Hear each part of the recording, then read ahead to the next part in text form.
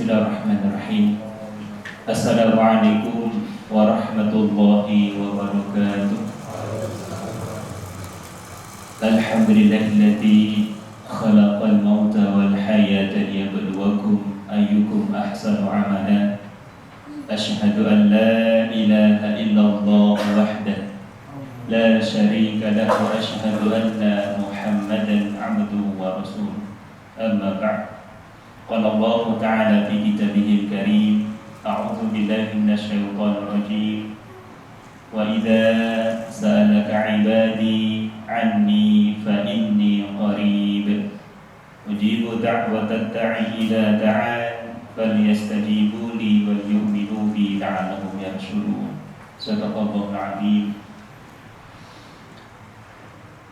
Alhamdulillah, puji syukur marilah senantiasa kita panjatkan kehadirat Allah Subhanahu wa Ta'ala, karena atas limpahan rahmat dan nikmatnya kita pada siang hari ini masih diperkenankan oleh Allah untuk bisa menunaikan salah satu kewajiban kita, yakni salat zuhur.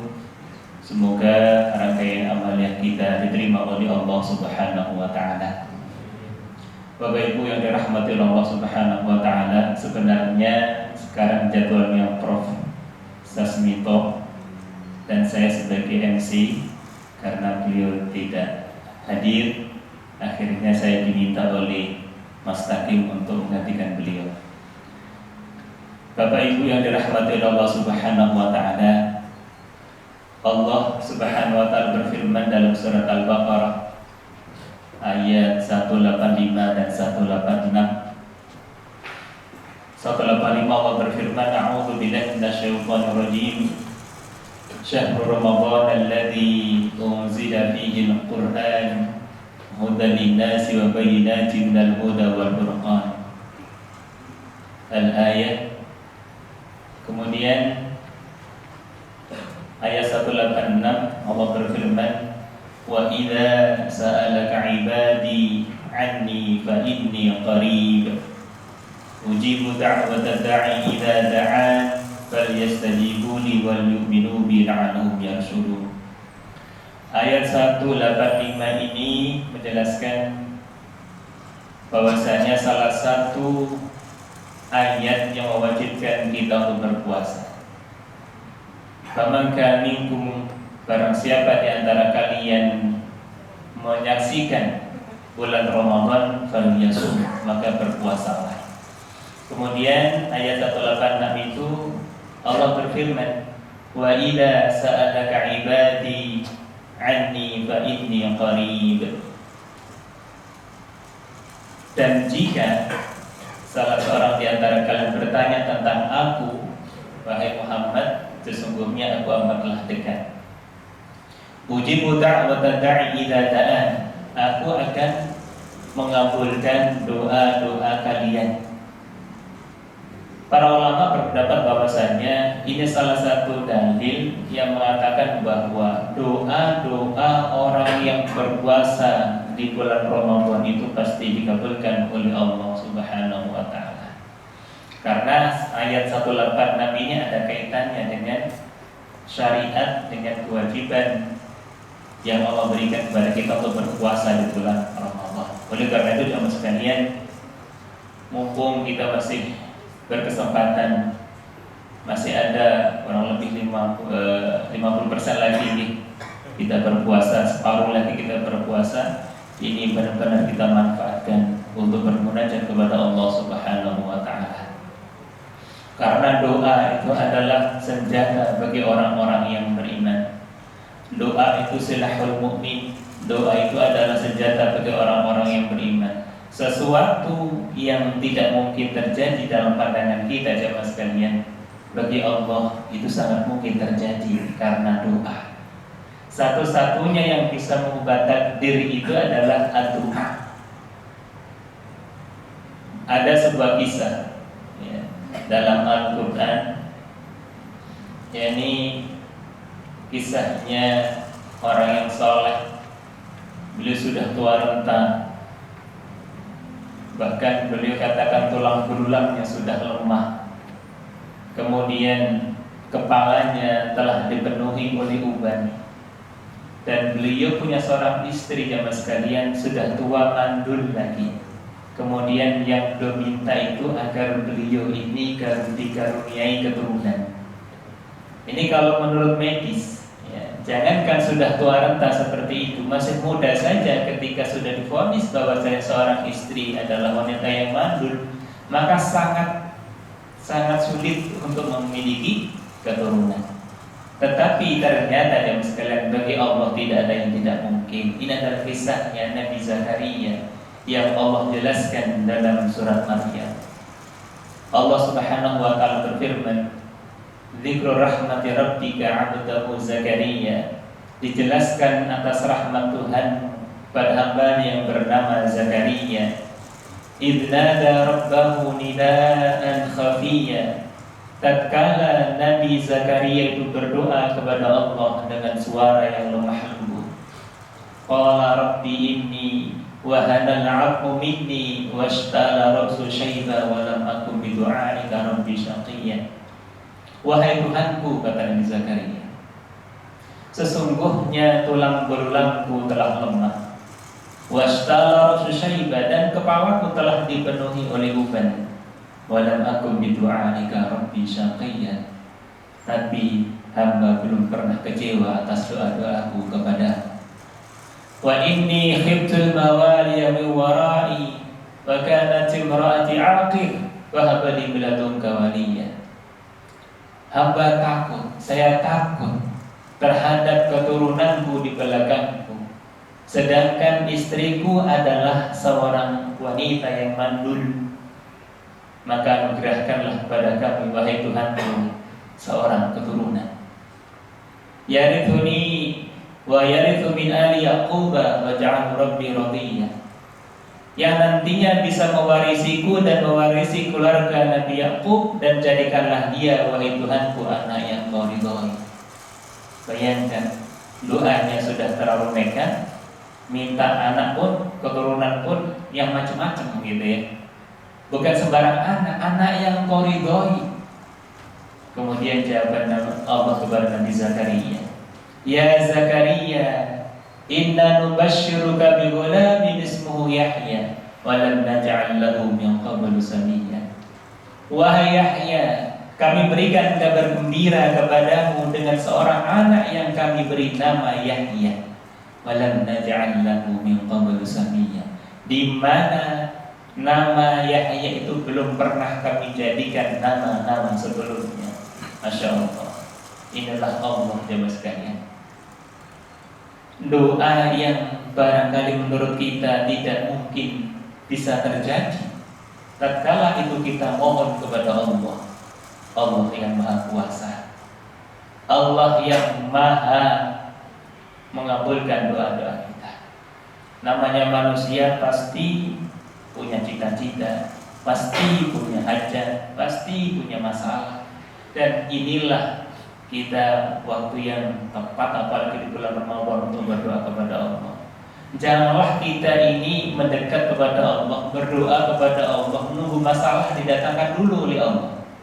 Kadang kita tatkala beribadah kok terasa kering begitu. Tetapi ketika masalah itu datang, Masya Allah, seakan-akan kita merasa dekat dengan Allah.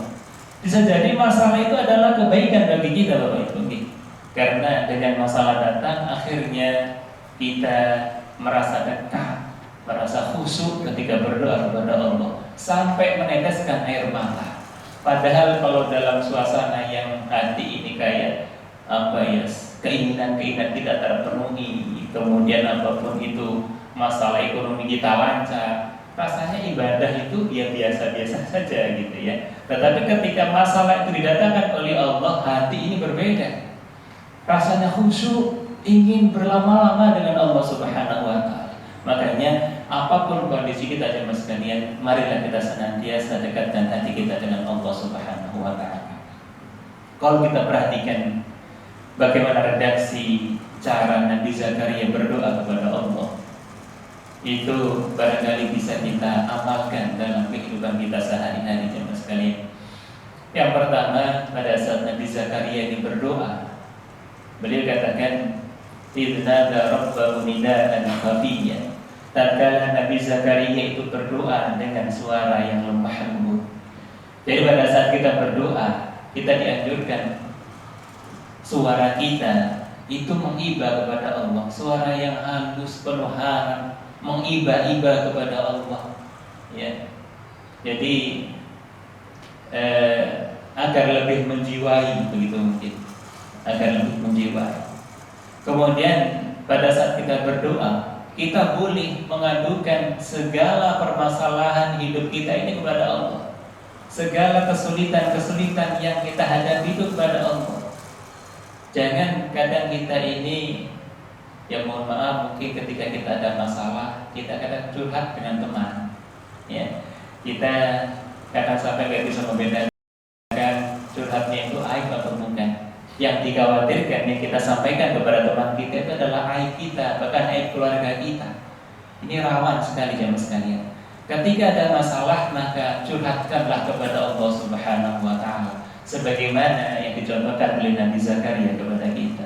Qala rabbi inni wa hanal 'azmu minni washta'ala ra'su syaiba wa lam akun bi du'aika rabbi syaqiyya.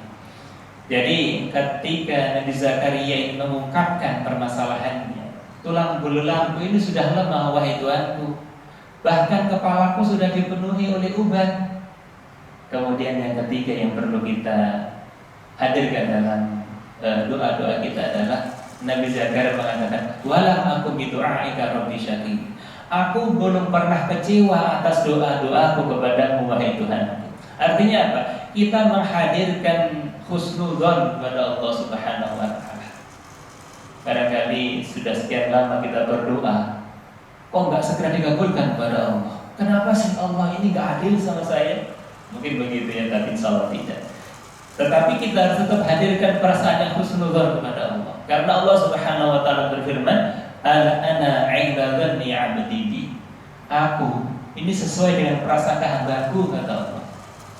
Ya, maka ini yang harus kita hadirkan dalam perasaan kita pada saat berdoa. Dan yang lebih penting lagi jemaah sekalian, pada saat kita berdoa, kita cari waktu-waktu yang istimewa, waktu-waktu yang mustajabah. Apalagi sekarang bulan Ramadan, setiap waktu itu mustajabah. Tapi yang istimewanya lagi adalah waktu yang sampai Allah turun ke langit dunia, itu adalah di waktu sepertiga malam. Allah Subhanahu wa taala berfirman, yanzilu rabbuna tabaraka wa ta'ala kulla lailatin ila sama'i dunya hina sabaqa thuluthi lailil akhir. Allah Subhanahu wa taala itu turun ke langit dunia pada setiap malamnya itu di sepertiga malam yang terakhir, di waktu-waktu kita sahur itu. Makanya pada saat kita sahur jangan hanya fokus di sahurnya, karena kita fokus ada ibu-ibu menyiapkan makanan, minuman untuk suami, anak-anak, sehingga melupakan waktu yang sangat mustajabah ini, yang sangat istimewa. Allah di waktu sepertiga malam itu turun, kemudian fayaqul, menyeru kepada hambanya, ya ibadi man yad'uni fa astajiba lahu. Wahai hamba-hambaku, kemarilah, barang siapa yang berdoa kepadaku akan aku kabulkan, kata Allah. Ya ibadi man yas'aluni fa'utiyahu. Wahai hamba-hambaku, kemarilah, barang siapa yang meminta kepadaku akan aku beri. Wa man yaghfiruni wa man yastaghfiruni faghfir lahu. Barang siapa di antara hamba-hambaku yang memohon ampunan kepadaku, kata Allah, maka akan aku ampunkan. Aku tidak pedulikan sebanyak apapun dosa-dosa kalian, selama kalian mau meminta ampun kepadaku, maka akan aku ampunkan. Inilah jemaah sekalian. Makanya mumpung di bulan Ramadan, ya, kita berbanyak istighfar kepada Allah. Bahkan dalam salah satu ayat Al-Quran Allah berfirman, salah satu orang yang beriman yang dipuji oleh Allah itu adalah wal mustaghfirina bil ashar, orang yang senantiasa memohon ampun di waktu sahur. Ini istimewa sekali. Kemudian waktu-waktu istijabah lainnya di bulan Ramadan menjelang berbuka. Ini ya, kita sempatkan barangkali 10 menit sebelum azan dikumandangkan. Ya, kalau di masjid kita kemudian tata hati kita koneksikan hati dengan Allah. Kita list ini keinginan hajat-hajat kita untuk anak-anak, orang tua, istri, suami, keluarga. Kemudian kita doakan kepada Allah Subhanahu wa taala. Semoga puasa tahun ini menjadikan kita menjadi hamba yang semakin dekat dengan Allah, semakin takwa kepada Allah, hatinya bersih, ya. Dan Allah senantiasa kabulkan semua hajat-hajat kita. Keluarga kita dijadikan keluarga yang sakinah, mawaddah warahmah, dan Allah menjadikan anak-anak keturunan kita menjadi anak yang saleh dan salehah. Allah limpahkan rezeki yang barakah dan berlimpah ketika kita tiba waktunya dipanggil oleh Allah dalam keadaan yang husnul khatimah. Ada kurang lebihnya saya mohon maaf. Subhanakallahumma wa bihamdika asyhadu an la ilaha illa anta astaghfiruka wa atubu ilaik. Wassalamualaikum warahmatullahi wabarakatuh.